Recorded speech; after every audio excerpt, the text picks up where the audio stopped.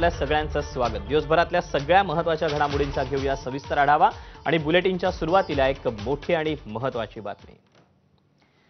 2024च्या लोकसभा निवडणुकीत महाराष्ट्रात महायुतीला मोठा फटका बसण्याची शक्यता आहे। सी वोटरच्या ओपिनियन पोलनुसार महायुतीला 19 ते 21 जागा मिळण्याची शक्यता आहे, तर महाविकास आघाडीच्या पारड्यात 26 ते 28 जागा पडण्याचा अंदाज आहे। एकनाथ शिंदे आणि अजित पवार यांची साथ असूनही महायुतीला फारसं यश मिळताना दिसत नाहीये।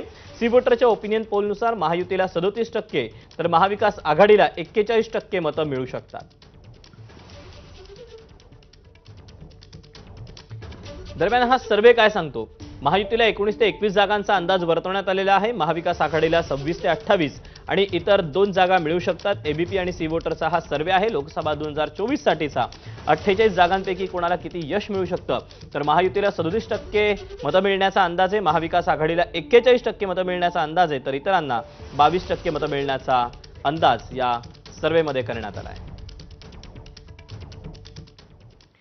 तिथे मुंबई महानगरपालिकेकडून आयोजित स्वच्छता